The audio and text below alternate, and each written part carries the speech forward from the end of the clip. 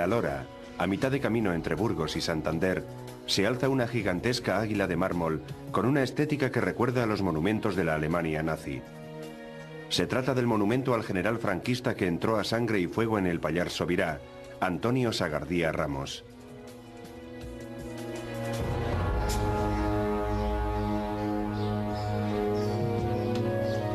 Las fosas del silencio.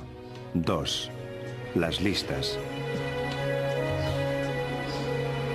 El general Sagardía estaba retirado cuando estalló la guerra, pero una misión que le encomienda el general Mola lo pone en activo desde los primeros días del golpe. Su 62 División hizo durísimas campañas por Navarra, León y Asturias. En abril del 38, una vez roto el Frente Republicano de Aragón, los nacionales entran por Lleida en Cataluña. Las operaciones militares del Frente Catalán, dirigidas personalmente por el caudillo, se han desarrollado día por día con sujeción a un plan que se ha revelado muy certero. Más aún, Las tropas franquistas preparan la ofensiva final sobre Cataluña. En el Pirineo, las centrales hidroeléctricas que abastecían Barcelona son un objetivo estratégico. Sagardía establece su cuartel general en Sort, en el Pallars Sobirá. Desde aquí, dirige los combates en esta difícil zona montañosa y, sobre todo, controla con mano de hierro la denominada limpieza de los pueblos. Aquí tuvimos la pésima suerte de que nos tocara un jefe militar, un tal Sagardía, que era un carnicero. Era un carnicero. Él lo arreglaba todo enseguida. Este a matarlo, a fusilarlo. ¡Pam! Fue un desastre.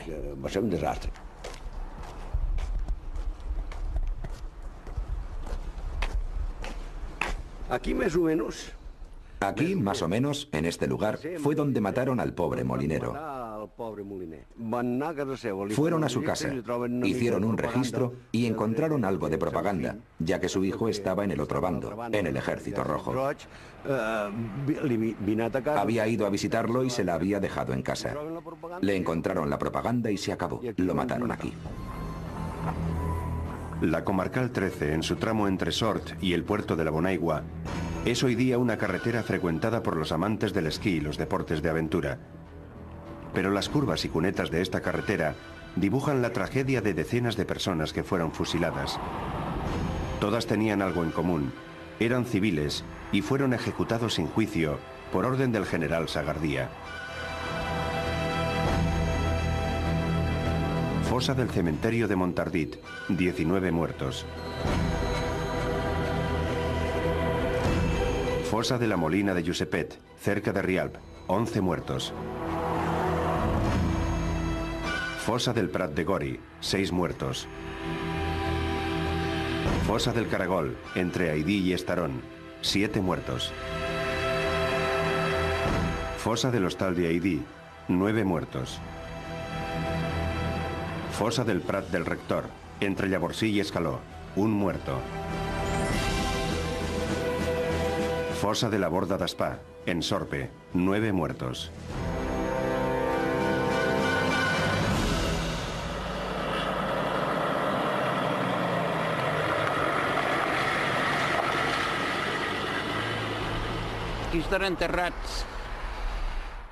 Aquí están enterrados los del municipio de Unarre. Yo tengo aquí a mi madre. Aquí en aquest espai. Mi madre, sí, que 2 días antes la habían llevado a Esterri para declarar. Se'ls van endur i no els van veure més. Se la llevaron y nunca más volvimos a verla. Al día siguiente yo le llevé el desayuno, pero fue en vano. Me dijeron que no hacía falta, que ya se lo darían ellos. Y era verdad, se lo dieron a perpetuidad. Aquí, en este rincón, en este pequeño llano. La madre de Jauma fue asesinada junto a otras 8 personas. La llamada matanza del Hostal de Aidí conmovió a la gente del valle por su dureza. Eran todos ancianos, mujeres y jóvenes. Un testigo que lo vio todo desde el pueblo de Aidí describe la brutalidad con la que trataron a las mujeres, en especial a Nati Ginesta, una chica que pasó a ser una leyenda en la zona. ¿Qué ocurrió con vuestra madre? No tengo certeza de que mi madre hubiera hecho algo. Mi madre era una analfabeta, como podía serlo usted, como yo, como los demás que mataron, que eran todos analfabetos. Ya lo creo. ¿Por qué los mataron? Yo no lo sé. Por personas de los pueblos que los denunciaron, que parecían no decir nada, pero decían mucho. Iban a su casa y se los llevaban. Y eso ocurrió en muchos pueblos.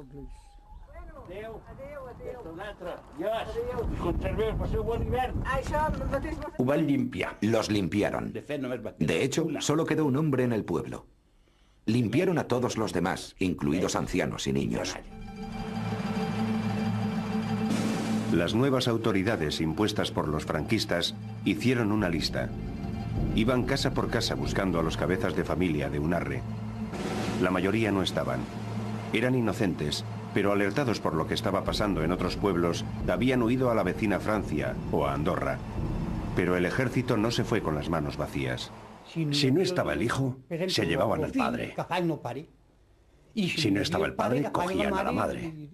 O a la hija, o a quien fuera. A mi madre le dijeron que se quedara fuera, que ella no tenía que ir a declarar. Y ella, que era responsable y del todo cabal, dijo que a donde iba nuestra madre, iba ella. Y entonces se las llevaron a una sala muy grande que había allí, en Esterri. Nadie pensaba que ocurriría lo que ocurrió. A mi madre le dijeron, usted ya se puede marchar. Salió llorando porque le dijeron que se rapara al cero. Y yo llorando sin moverme de allí, vi que al cabo de un momento la volvían a llamar. Dijeron, esa mujer que ha salido que vuelva a entrar. Y le dijeron, siéntese allí. Y llorando se sentó.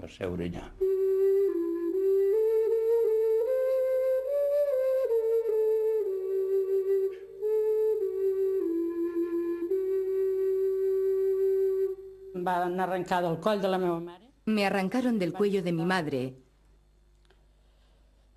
y me llevaron con mi hermana hacia esta casa, acompañada por 2 soldados. Lo recuerdo como si fuera hoy.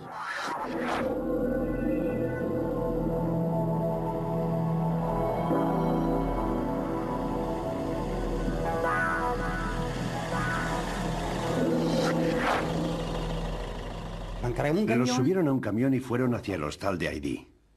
Una vez en el hostal de Aidí, el cura de Esterri fue a confesarlos. El sacerdote no movió un dedo, solamente los confesó y se fue, no dijo nada más. Alguien le preguntó, ¿no podría hacer algo para salvar estas vidas? Y respondió, no puedo hacer nada, porque el que manda, manda. Después fue otro sacerdote a sacar a alguien del pelotón y lo salvó. Igual que se saca a uno, se podrían sacar a todos. Porque el que sacaron era igual que los demás. Todos eran de la misma categoría, porque todos eran inofensivos.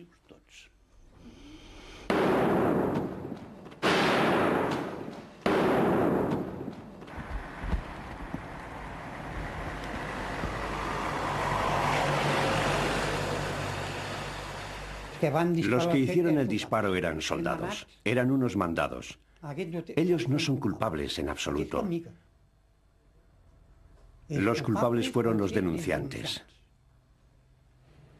¿Gente del pueblo? Gente del pueblo. Los que denunciaron para que fusilaran a él eran del pueblo. Me gustaría saber quiénes fueron los autores de todo esto, francamente. Si los padres están muertos, los hijos deberían saberlo. No para hacerles ningún daño, pero sí para que tuvieran presente el daño que hicieron sus padres, eso sí. Y me gustaría porque yo también tengo un recuerdo que no olvidaré mientras viva. No hay ser vivo que no sienta algo por sus padres, hermanos y familiares. Y es muy doloroso que por todos los santos no pueda llevar un ramo de flores a un lugar concreto. Que no pueda llevar un ramo de flores a mi madre.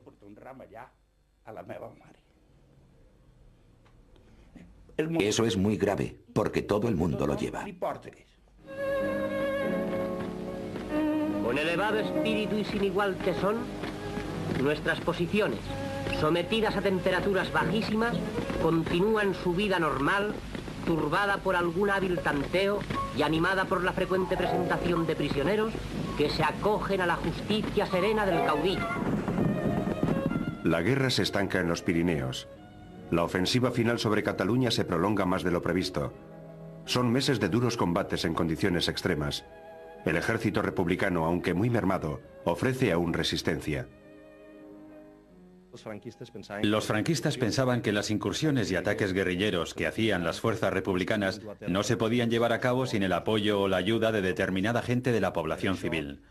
Por eso coinciden los asesinatos en masa de los franquistas, los fusilamientos, con alguna acción guerrillera de los republicanos. De hecho, el general Sagardía dijo después de una acción guerrillera republicana: «Fusilaré a 10 catalanes por cada hombre de mi guardia muerto».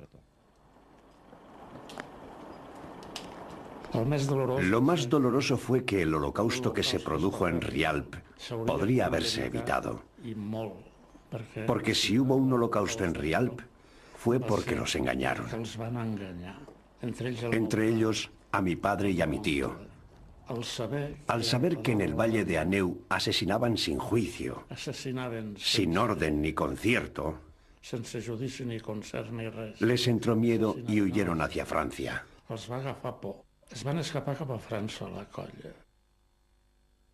Una tarde, mi madre y mi tía Consol estaban hablando allí cuando pasó uno de los criminales. Les dijo: «¿Por qué no bajan vuestros hombres? Que no sean estúpidos y bajen. ¿Qué hacen por allí arriba? ¿No saben que no han hecho nada? No tienen nada que temer».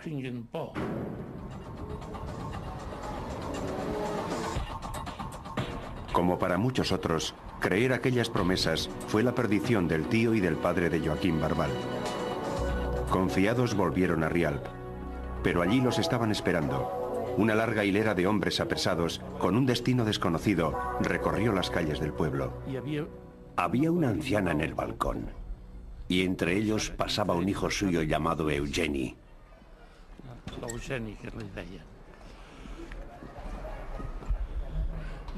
Y al ver aquel grupo de hombres dijo: «Adiós, hijos míos, que no os volveré a ver». Y entonces oí a un guardia civil que le decía: «Cállese, abuela, o hará el mismo camino que ellos». Y siguieron adelante. Entonces eché a correr para ver a dónde iban. Pero ya los habían subido al camión, allí, en la carretera.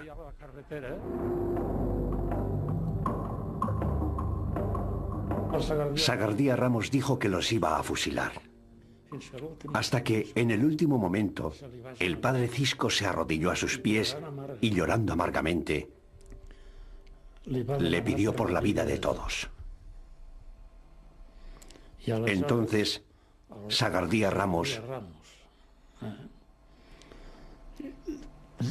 creyendo hacer un gran acto de clemencia, dijo: «Bueno, los de la UGT que se salven, pero los de la CNT fusiladlos a todos». Y llamó a un ayudante para que cumpliera la orden.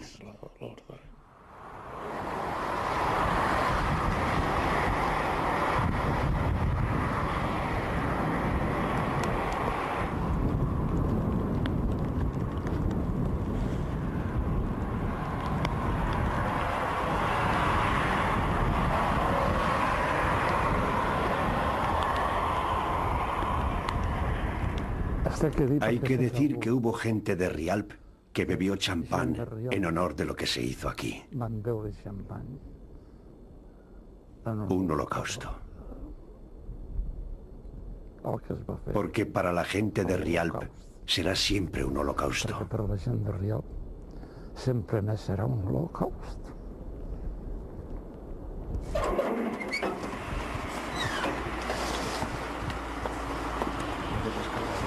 Entre bastidores había quien preparaba la matanza. Se reunieron una serie de gerifaltes. Era gente del pueblo. Aquel grupo de personas lo habría quemado todo. Habrían matado a todos. Uno de ellos decía: «Haced una lista muy larga. Tenéis que hacer una lista bien larga». Los nombres del padre y del tío de Joaquín Barbal aparecen en las declaraciones que voluntariamente hacen algunos vecinos de Rialp. Lo mismo ocurrió en todos los pueblos del Pallars. Estas listas formaban parte de las auditorías de guerra que redactaban las nuevas autoridades impuestas por los franquistas. A menudo no se reconoce ningún crimen, tan solo haber militado en algún partido de izquierda o algún incidente menor. Pero muchas de las personas denunciadas en estas listas acaban desaparecidas en alguna fosa común. La represión en el Pallars Sobirá no se puede entender sin tener en cuenta el pacto no escrito entre las fuerzas del general Sagardía y la derecha local. La derecha local es la que denunció a buena parte de sus vecinos, que después fueron ejecutados, y muchas veces no se hizo por motivos políticos. De hecho, creo que la mayor parte de las veces no se hizo por motivos políticos, sino por odios y rencores personales, y en muchos casos también por motivos económicos, por litigios de tierras.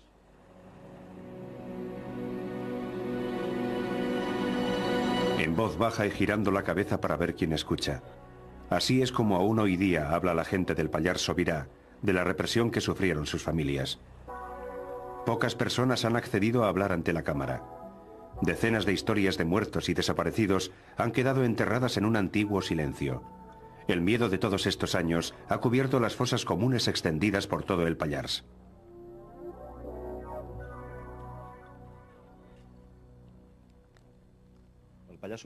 El Pallars Sobirá es una zona muy marcada por el caciquismo y donde el caciquismo ha pervivido más tiempo que en el resto de Cataluña. Es decir, los caciques del Pallars Sobirá ven por primera vez que durante la República y los primeros años de la guerra pueden perder el poder que han detentado durante generaciones. Para ellos, el franquismo es una forma de reafirmar su poder económico y social en la zona. Efectivamente, el caciquismo ha perdurado más que en otros lugares y queda todavía alguna resistencia.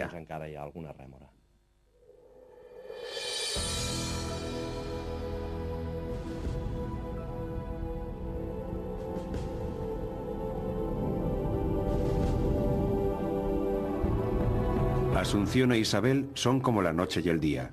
Asunción es una fervorosa católica que no cree en la política. Isabel no se considera creyente y fue una activa sindicalista. Pero ambas tienen algo en común.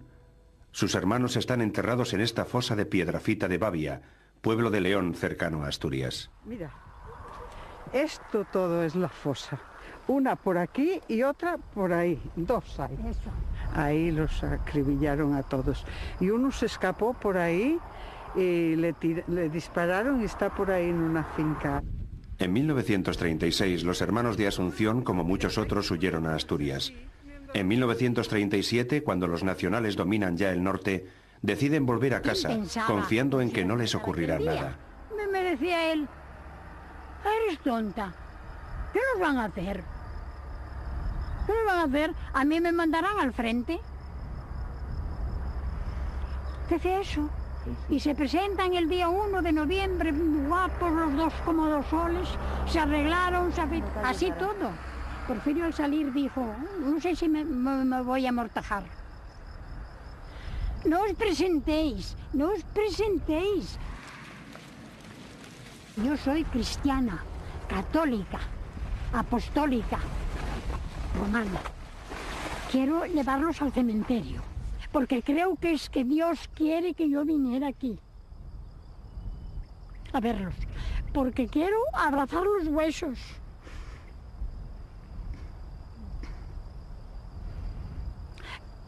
Por deber, por obligación y por mis padres. Porque mi madre y mi padre descansarán tranquilos sabiendo que sus hijos están allí con ellos. Yo, a pesar de no ser creyente en eso de la iglesia y eso todo, yo comprendo que los cementerios se han hecho para llevar allí los seres queridos, muertos, queridos y sin querer. O sea, que los cementerios, ¿para qué están hechos? Para enterrar los muertos.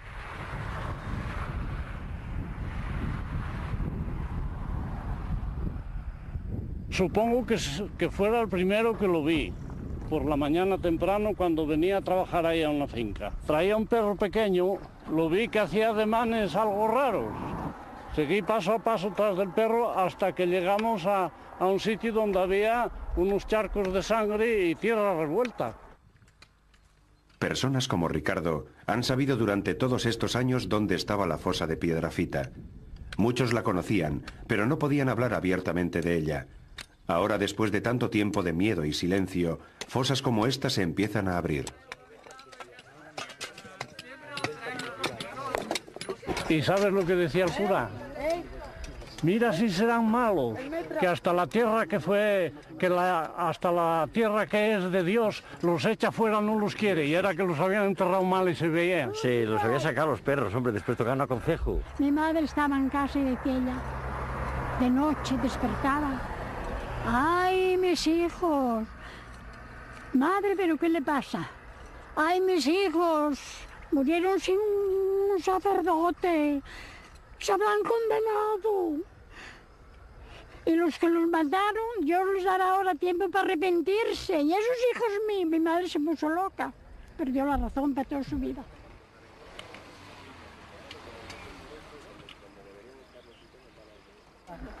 No. Un abrazo muy fuerte. Yo quería trabajar también. Y unas cuantas miles de gracias por venir a ayudarnos. Gracias a vosotros por ser nuestra memoria. Encantadísima de poder hacerlo. Andrés viene de Praga. Para hacer la excavación de la fosa ha venido un grupo de arqueólogos y antropólogos profesionales que trabajarán voluntariamente en esto. También colabora un grupo del Servicio Civil Internacional y personas de diversos países. En el pueblo ya se les conoce como los brigadistas de la paz. Pues para mí es muy importante estar aquí con ellos y demostrarles que esto no se va a morir con ellos, que esto no ha sido enterrado, que todo lo que está enterrado se puede desenterrar. Durante la Segunda Guerra Mundial estaban muchos campos de concentración en Polonia y tengo mis semejantes quienes fueron asesinados y no sé dónde están. Están en algunas fosas, pero no sé dónde. Y entonces pienso que entiendo que puede sentir la gente que tiene semejantes aquí. Es una emoción grande de alegría por llegar a esto y luego es otra de tristeza porque pensar que creo que tengo ahí a mi hermana, creo que tengo, a mí me lo han dicho, pero legalmente, oficialmente, nunca lo pude, y estoy cansada de andar y de dar vueltas, pero nunca lo pude llegar a saber.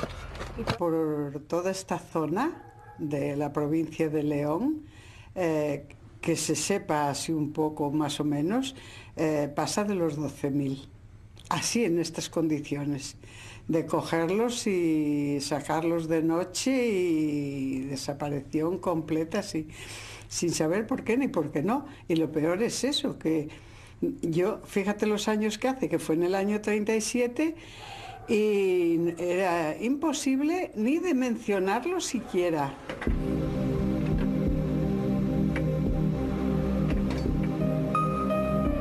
Enterrándolos en una fosa, sin lápidas, sin nombres, sin certificados de defunción, el régimen franquista no dejaba rastro de sus crímenes. Pero borraban también la memoria de aquellas personas. No dejaban que hubiera siquiera un espacio físico a donde ir a recordarlos. Hoy, por fin, llega el momento tan esperado por muchos familiares. Ni olvido, ni perdono, ni perdonaré. Ni perdonaré nunca. Desde su punto de vista, ¿qué se tendría que hacer? Un juicio nuevo. Meter ahí los que los mataron. Un juicio nuevo. Volver a judiciar a la gente. Volver un juicio. Un juicio legal. El que la hizo, que la pague. ¿Y aquí quién era quien más la hacía? Aquí las envidias y los ricos. El primer día de excavación ha concluido sin que se haya hallado rastro alguno de los 37 cadáveres que se supone que hay en la fosa.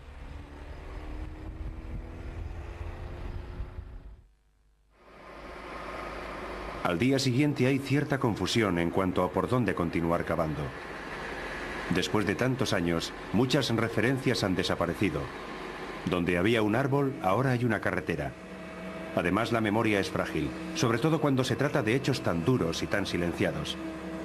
Los arqueólogos solo pueden guiarse por los comentarios de la gente, y cada cual cuenta su versión. Lo poco que puede acordar es que por este cacho está. Lo que sí dice es que debe ser aquí, este plano. Bueno, miradlo. Sí, ¿lo viste, ya lo vimos, sí. Mira, está el rosal allí. Están aquí las piedras y las fosas. Según Isabel, que me explicó a mí, están aquí. Por eso os digo, abrir ese aquí gente de aquí del pueblo dicen que están para allá, unos que para acá. Este señor era mi padre. Era teniente de la República. Creemos que esté aquí. Porque hay más fosas comunes por aquí. Puede estar en esta, puede estar en otra, no sé. En el lugar donde todos parecen coincidir, los arqueólogos han hecho una zanja de casi 2 metros de profundidad. Por ahora no aparece nada. A pie de fosa se concentra una mezcla de curiosos, vecinos y familiares que buscan a sus desaparecidos desde hace años. Cada golpe de pala parece romper un silencio. Yo pienso que los que piensan de esa manera, que no tienen que removerse, es que estarán inculpados en algo. Porque aquí viene, a mí no me gustaría, bajo ningún concepto, que yo tuviera un familiar aquí enterrado, aquí o en los otros muchos sitios que hay tantos en España. Y que viniera a lo mejor un perro como aquí, aquí, han venido. Claro que venían. Y un perro con un hueso por ahí de un ser querido, de un ser humano. ¿Eso tiene que parecer mal que se busque y se entierre? No, hombre, por favor, que tengan un poco de conocimiento también, Lo bueno y lo importante es que la gente que ha querido hacer esto lo hizo y no ha tenido que pedir permiso a esa otra gente que lo ve mal. Y sus tiempos ya se terminaron. ¿Por qué lo ven mal? Pues tendrán sus razones, todo el mundo tiene alguna, que les digan. Que os digan. Lo malo es que los que hicieron esto ya no viven. Son los que faltan aquí, todos los falangistas y parientes de los que hicieron la masacre, que vinieran aquí a caérseles la cara de vergüenza.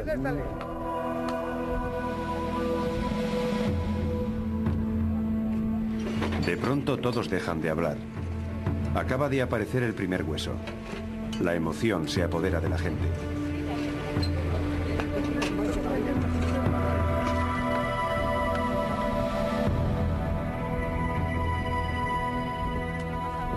Espero ver los huesos de mi hermano, aunque no sean nada más que los huesos.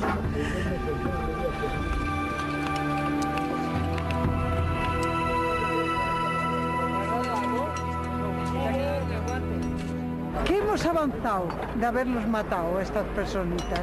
Y tantas y tantas. ¿Es que hemos avanzado algo?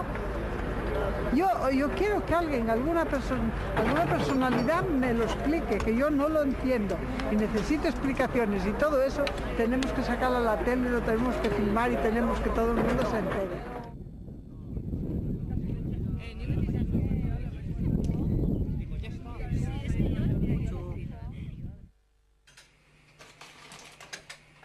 Isabel aloja en su casa a algunos de los brigadistas. Uno de ellos es el francés Teo Francos, que participó en la Guerra Civil Española como brigadista internacional. Otra es Susana, una suiza que participa en las excavaciones como voluntaria. Hemos tenido la satisfacción de ayer de poder ver un resultado de lo que todos deseamos desde antes de mucho tiempo. Sobre todo tú, Isabel. Tú, para ti es un gran día. Llevo 60 años esperando eso. De lucha. Había soñado varias veces que estaba quitando con las manos la tierra para buscarlos. En sueños, Sufrir pasará, mais avoir sufrir. El sufrimiento pasa. Pero todo lo que se ha sufrido no se olvida jamás. Después de la guerra, Isabel pasó un tiempo oculta en las montañas. Cuando volvió, el ambiente del pueblo se le hacía irrespirable y se marchó a Suiza. Hace unos años ha regresado a Palacios de Sil, donde se ha reencontrado con viejos compañeros de lucha, pero también con muchos recelos. Resistimos y estamos aquí dando lata todavía y sufriendo, que también nos hacen sufrir todavía. Ya no podemos respirar. Me han pintado esto, algo que odio terriblemente, porque cuando viene mi familia lo primero que me señalan, ¿cómo tienes eso ahí? Digo, pues lo dejo porque tengo que hacerlo saber de otra manera. ¿Hasta dónde llega la sucia maldad que existe? Un señor me dice, oye Isabel, tengo que hablar contigo sobre esos que murieron. Digo, ¿quién murió? Dice, hombre, eso que andas tú. Digo, oye, esos no murieron, los asesinaron. Dice, bueno, sí, como quieras. Así muy eso, como quieras. Digo, no es como quieras, como fue. Y dijo, tenemos que hablar un día de eso, porque vaya una tontería que te estás sacando ahora. Digo, pues para ti será una tontería, pero para mí es un honor. Si da lo mismo, ¿por qué cuando murieron tus padres los llevaste para el cementerio? Haberlos llevado para una cuneta también, ¿no? Por ahora han aparecido 4 cuerpos. Los arqueólogos retiran los restos cuidadosamente, ya que sospechan que los demás cadáveres pueden estar debajo. Era habitual en este tipo de fusilamientos tirar los cuerpos unos encima de los otros, de cualquier manera. Poco a poco la fosa empieza a desvelar aquellas historias de terror conocidas por todos y ocultas durante tantos años. Ya entiendo lo de los partidos aquí en España.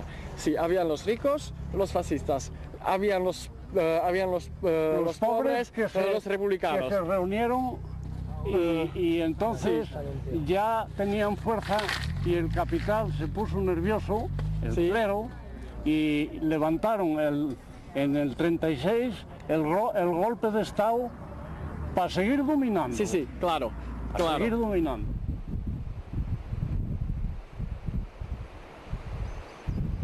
Este puente le llaman el Puente de las Palomas.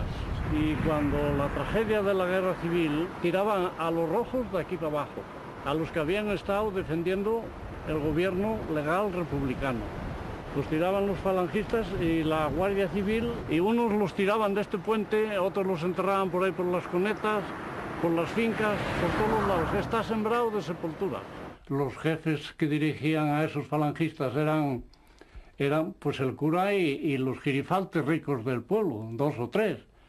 Y entonces, ¿qué reunían? Pues a 4 criados que tenían, que la mitad de ellos no sabían leer ni escribir, los hartaban, les daban de comer bien y a la noche les ponían el fusil en la mano y dicen, oye, hay que matar a fulano. Y mataban a fulano.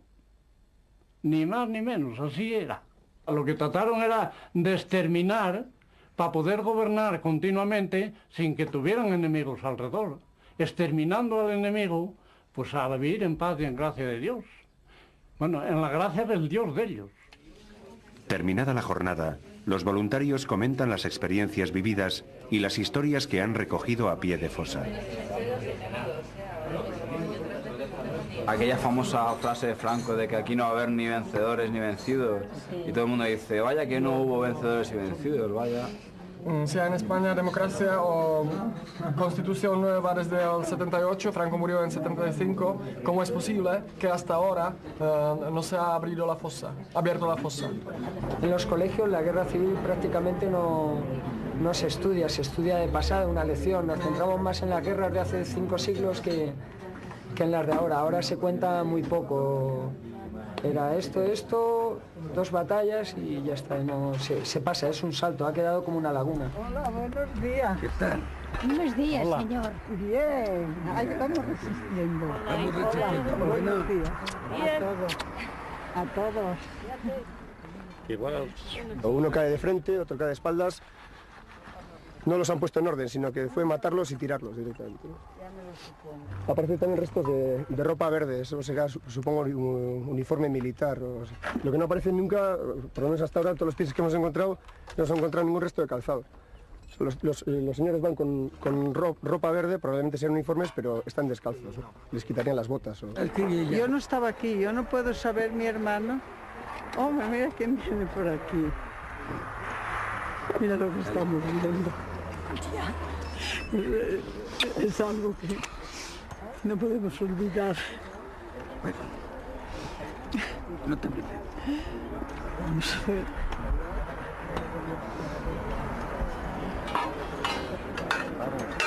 Es una sobrina.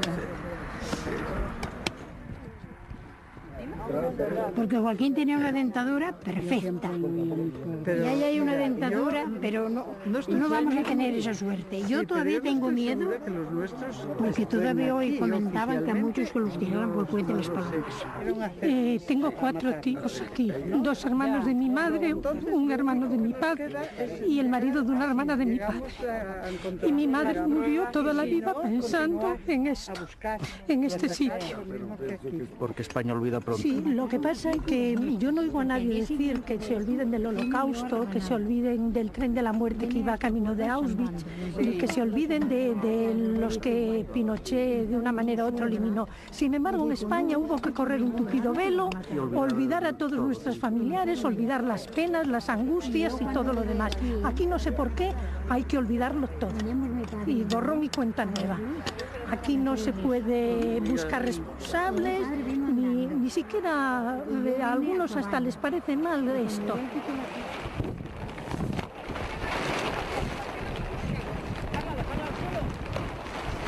No eran ni milicianos, ni rebeldes, ni nada, eran soldados de la República y punto. Pero han pasado 20 años. Pero han pasado por asesinos, por todas las vejaciones del mundo. Y además luego aquella marginación de la gente franquista, que tenías que callar, ¿no? Como suelen decir, no podían ponerse de luto por ellos, que todo el mundo se ponía de luto, ahora ya no existen y está muy bien. Pero no podían poner una bata negra por ellos, no podían llevarles flores porque no sabían a ciencia cierta, se lo decían, pero nunca han tenido una partida de defunción ni un dato que justificara que los había matado allí. A mi madre le decían que todas las semanas iban a casa y le decían, bueno, venimos a decirte, dos señoras del pueblo, que te vamos a fusilar un día de estos.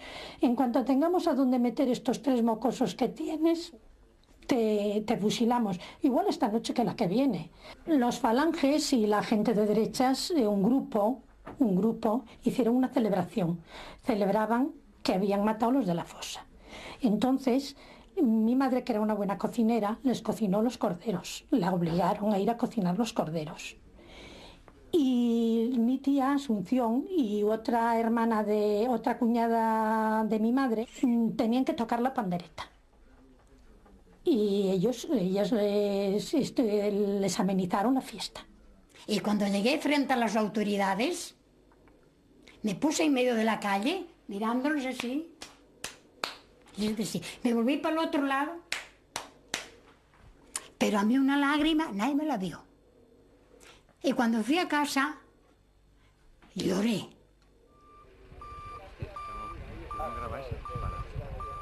Durante los días que ha durado la excavación, muchas personas se han acercado a la fosa con la esperanza de encontrar a sus familiares. Hasta ahora no se habían atrevido a buscar. Actualmente una asociación les ayuda a hacer público su problema.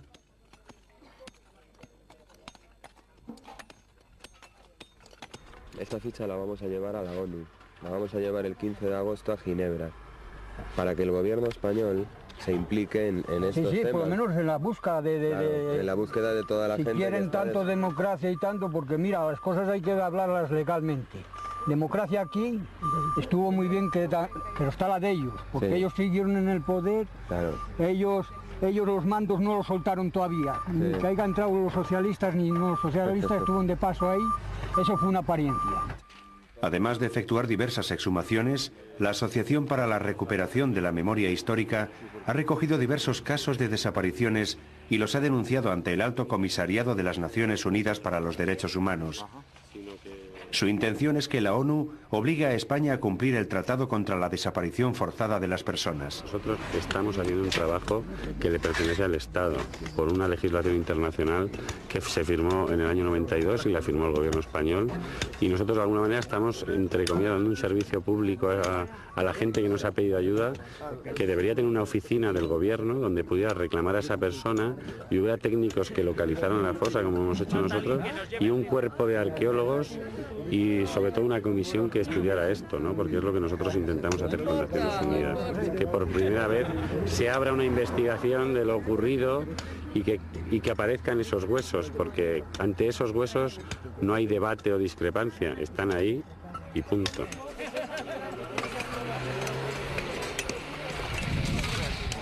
aparecido una bala en el individuo 2, metida entre el húmero y la clavícula. En Piedrafita han aparecido finalmente 7 cadáveres. Con ellos ha emergido un problema aún no resuelto de nuestra historia más reciente. Ahora los familiares están impacientes porque les entreguen los restos y poderlos enterrar dignamente. Pero aún falta un largo proceso de identificación. Los arqueólogos han terminado. Ahora empieza el trabajo de los antropólogos y los forenses.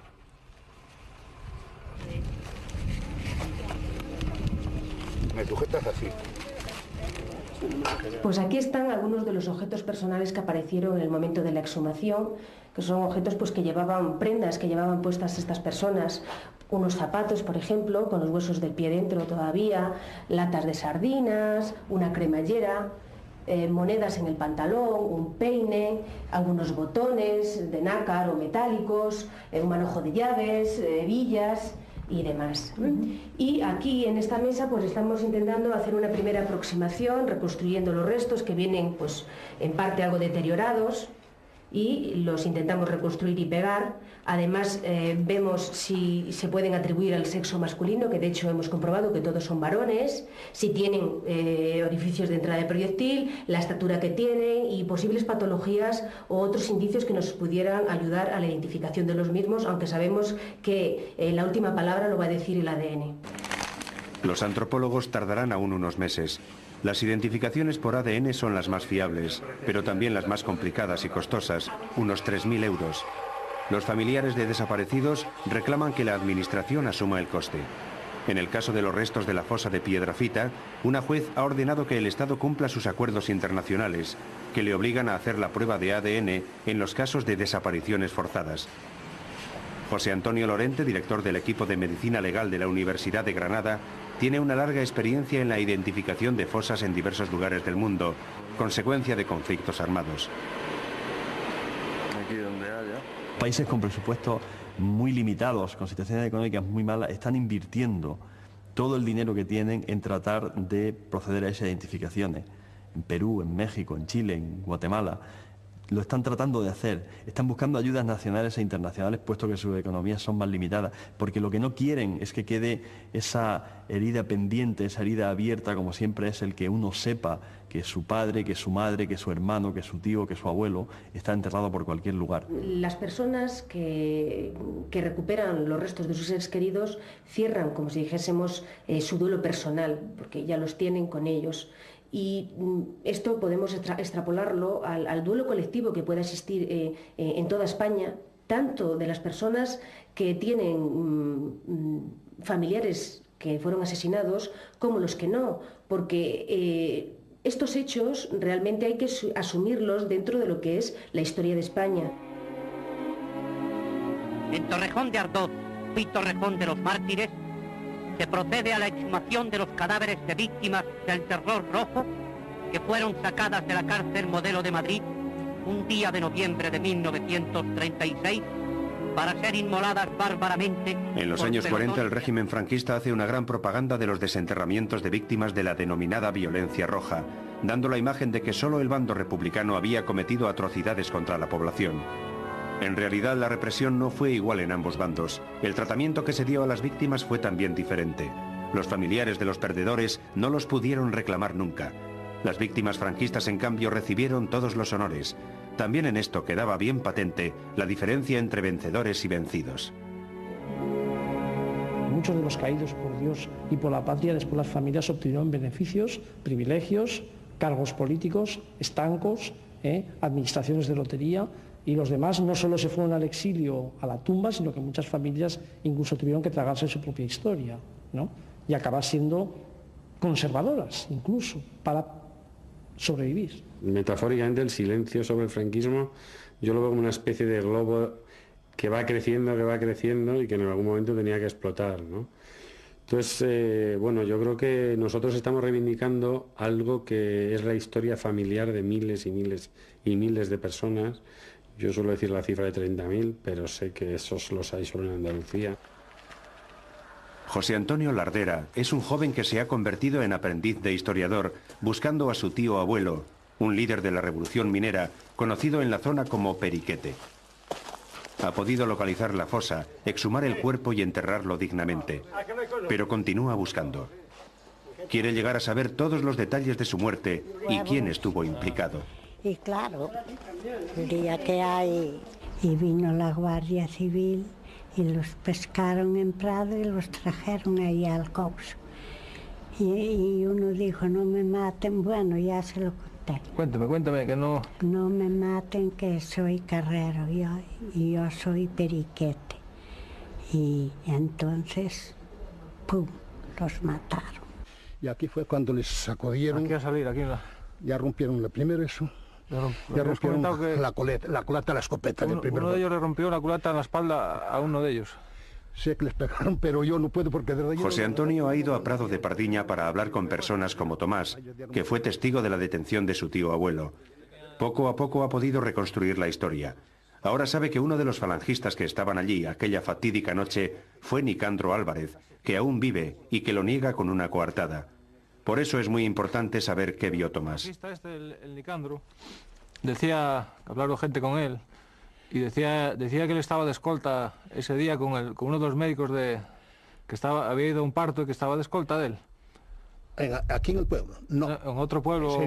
Sería en otro pueblo, aquí no. Pero si estaba aquí, no podía estar en un parto. Exactamente. El día siguiente, eso fue el primer día que llegaron, sí, podía estar, pero el día siguiente, por la mañana, no, porque estaban ellos aquí. Estaban aquí. Entonces no estaban en ningún parto ni... Ese, al día siguiente, sí, porque eso los vio. Sí. Yo que sé que los mató. Si estuviera yo allí, pues sabía. ¿Usted no estaba? Yo no estaba. Yo, aquel día, fui con el médico, con don César, el doctor Esterrón, a un pueblo llamado ahí Tombro de Arriba. José Antonio sabe que Nicandro era un hombre temido en la zona y diversos testigos le han asegurado que durante años se paseaba por el pueblo con un reloj de su tío abuelo, Periquete. Pues es el que... Toda la gente dice que lleva usted un reloj de Periquete en la mano. La llevó usted en la muñeca varios años.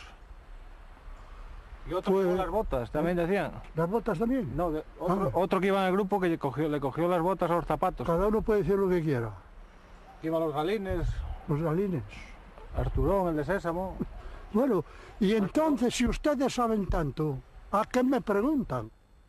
Me dijo a mí que iba con usted ese día, que estuve en Prado con usted. Sí. ¿Arturo, usted? Arturón, me lo dijo a mí. ¿Cuándo se lo dijo? Pues antes de morir, 3 días antes. ¿Y cuándo murió? Pues ahora, no sé, año y medio que ha muerto. Estaba así de Ponferrada. Mire, a mí con cuentos no me vengan, ¿entienden? Si ustedes saben tanto, pregunten a Arturo, pregunten a quien les dé la gana, sí, y se acabó todo. ¿No tiene miedo a encontrarse, si hay algo, si existe Dios o tal, encontrarse con Carrero, Periquete, nada, con ellos arriba? Miedo ninguno. No.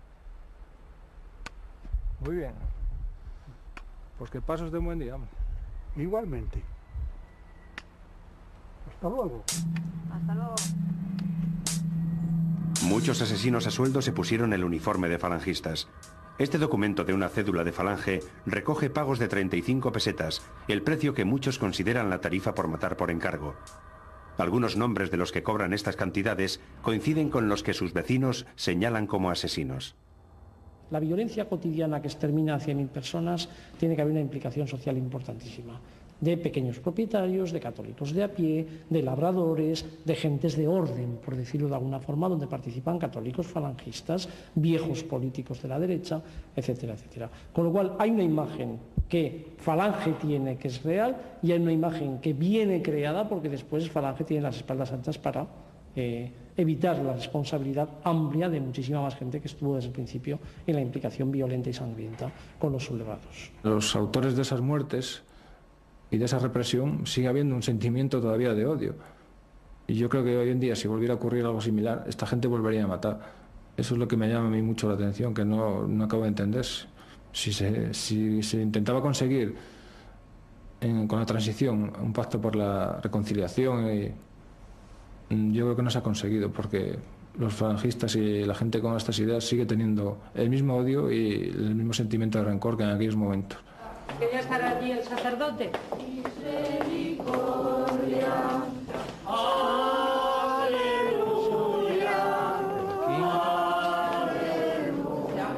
Cada primer miércoles de mes, en la sede madrileña de los excombatientes de la División Azul, se hace una misa en memoria de los muertos del bando franquista. Algunos murieron en la Guerra Civil, otros en la Segunda Guerra Mundial, enviados por Franco a luchar con el ejército de la Alemania nazi. Entre ellos se vive un sentimiento de indignación por todo lo que ha removido la apertura de fosas. De él, porque esto es mi cuerpo, que será entregado por vosotros. Las entradas de las tropas eran unas entradas totalmente normales y no se metían con nadie. Y yo recuerdo, por ejemplo, yo hice toda la campaña de Aragón y de Cataluña, los avances. Allí jamás se fusilaba una persona, jamás se fusilaba una persona. ¿Que puede haber un caso aislado? Todo es posible, puede haberlo. Pero eso que cuenta usted, como si hubiera sido una cosa general, que se hubiera estado haciendo unas listas y llegar a los pueblos y fusilar a los de las listas, ni hablar del asunto, ni hablar del asunto. Los deudos de los represaliados por el Ejército Nacional jamás les dicen a sus hijos, a sus nietos, a tu abuelo lo mató Franco, pero es que él había matado al cura, él había matado a un montón de gente de aquí por tal motivo. Todos casualmente eran inocentes. Los que sí eran inocentes eran los nacionales, entre otras cosas porque no les había dado tiempo a hacer nada. Estos rojos de ahora, que yo no sé qué afán tienen de revolver, de tergiversar la historia, de remover, de envenenar, porque es lo que están haciendo. Es una campaña orquestada por el diablo, porque otra cosa no se puede decir, que están removiendo, están metiendo el dedo en las llagas, lo están todo estropeando. Una cosa que ya habíamos perdonado, había olvidado, no lo hemos olvidado nunca.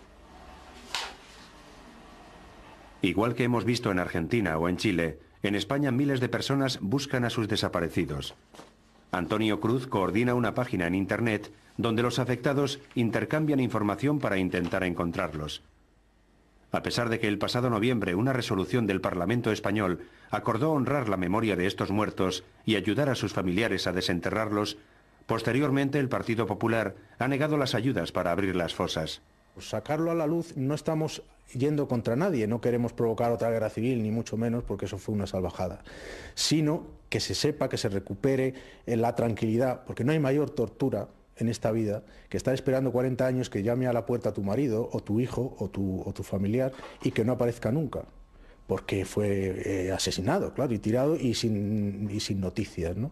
Esa es la mayor tortura, yo creo, de cualquier dictadura, más que la física, la psicológica, ¿no? Y aquí hay un gran problema de los derechos humanos y aquí se ha tapado la nariz mucha gente, a derecha y a izquierda, quiero decir que han hecho la movida madrileña, los felices 80, etcétera, etcétera, y estaban bailando sobre una España sembrada de cadáveres. Los desaparecidos del franquismo emergen ahora en una democracia que no ha recuperado ni sus cuerpos ni su memoria. Nadie ha sido juzgado nunca por aquellos crímenes. La transición, modélica en tantas cosas, tuvo un precio muy alto para los familiares de estas personas: la desmemoria histórica.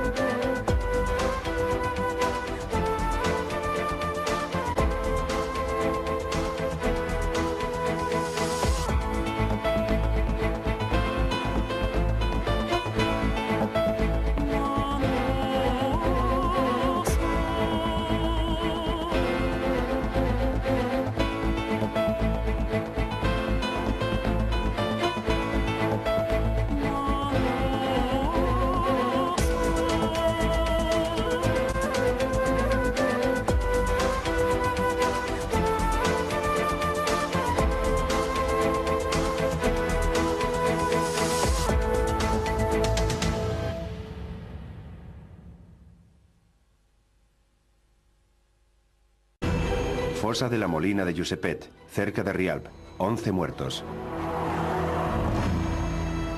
Fosa del Prat de Gori, 6 muertos. Fosa del Caragol, entre Aidí y Estarón, 7 muertos. Fosa del Hostal de Aidí, 9 muertos. Fosa del Prat del Rector, entre Llavorsí y Escaló, un muerto. Fosa de la Borda d'Espà, en Sorpe, 9 muertos.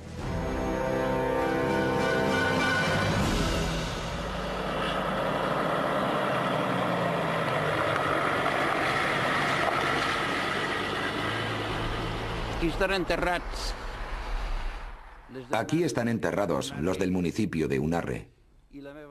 Yo tengo aquí a mi madre. Aquí en aquest espai. Mi madre, sí, que 2 días antes la habían llevado a Esterri para declarar. Se'ls van endur i no els van veure més. Se la llevaron y nunca más volvimos a verla. Al día siguiente yo le llevé el desayuno, pero fue en vano. Me dijeron que no hacía falta, que ya se lo darían ellos. Y era verdad, se lo dieron a perpetuidad. Aquí, en este rincón, en este pequeño llano. La madre de Jaume fue asesinada junto a otras 8 personas. La llamada matanza del hostal de Haidí conmovió a la gente del valle por su dureza. Eran todos ancianos, mujeres y jóvenes. Un testigo que lo vio todo desde el pueblo de Haidí describe la brutalidad con la que trataron a las mujeres, en especial a Nati Ginesta, una chica que pasó a ser una leyenda en la zona. ¿Qué ocurrió con vuestra madre? No tengo certeza de que mi madre hubiera hecho algo. Mi madre era una analfabeta, como podía serlo usted, como yo, como los demás que mataron, que eran todos analfabetos. Ya lo creo. ¿Por qué los mataron? Yo no lo sé. Por personas de los pueblos que los denunciaron, que parecían no decir nada, pero decían mucho. Iban a su casa y se los llevaban. Y eso ocurrió en muchos pueblos.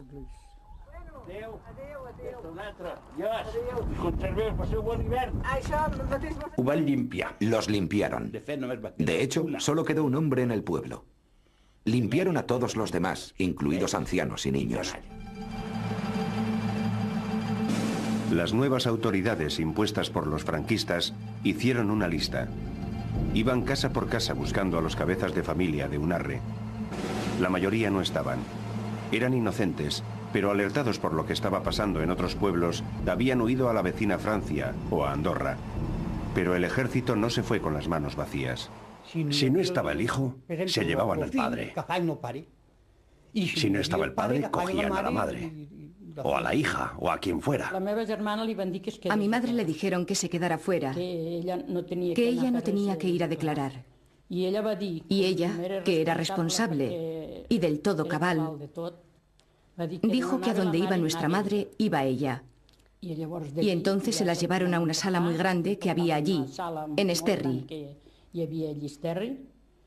Nadie pensaba que ocurriría lo que ocurrió. A mi madre le dijeron, usted ya se puede marchar. Salió llorando porque le dijeron que se rapara al cero. Y yo llorando, sin moverme de allí, vi que al cabo de un momento la volvían a llamar. Dijeron, esa mujer que ha salido, que vuelva a entrar. Y le dijeron, siéntese allí. Y llorando se sentó.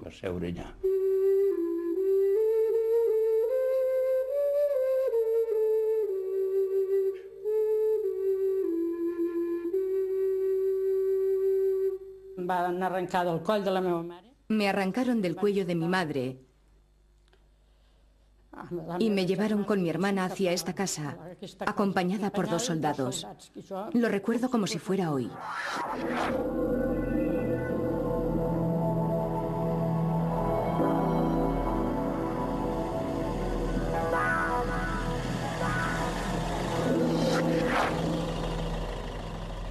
Los subieron a un camión y fueron hacia el hostal de Haidí.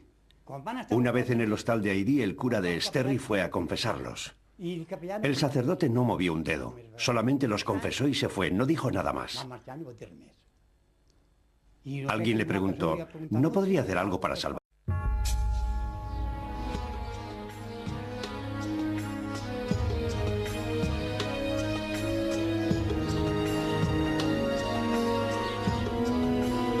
En La Lora, a mitad de camino entre Burgos y Santander, se alza una gigantesca águila de mármol con una estética que recuerda a los monumentos de la Alemania nazi. Se trata del monumento al general franquista que entró a sangre y fuego en el Pallars Sobirá, Antonio Sagardía Ramos.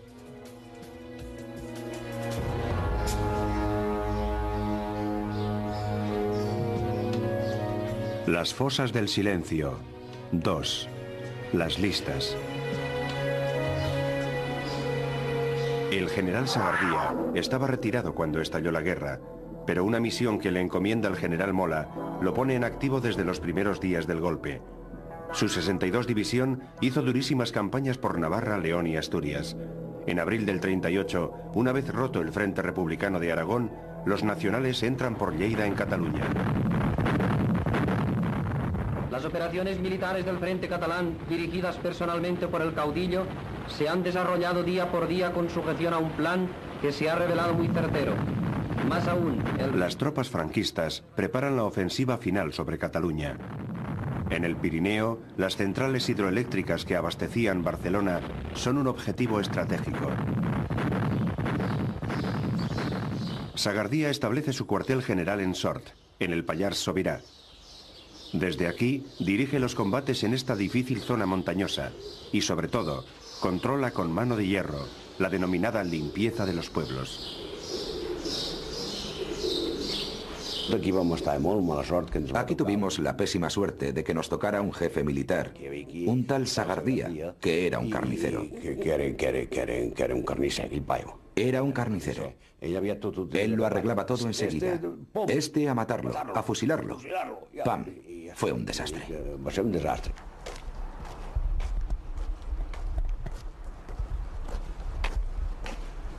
Aquí más o menos. Aquí, más o menos, en este lugar, fue donde mataron al pobre molinero. Fueron a su casa, hicieron un registro y encontraron algo de propaganda, ya que su hijo estaba en el otro bando, en el Ejército Rojo. Había ido a visitarlo y se la había dejado en casa. Le encontraron la propaganda y se acabó. Lo mataron aquí. La Comarcal 13, en su tramo entre Sort y el puerto de la Bonaigua, es hoy día una carretera frecuentada por los amantes del esquí y los deportes de aventura. Pero las curvas y cunetas de esta carretera dibujan la tragedia de decenas de personas que fueron fusiladas. Todas tenían algo en común. Eran civiles y fueron ejecutados sin juicio por orden del general Sagardía. Fosa del cementerio de Montardit, 19 muertos.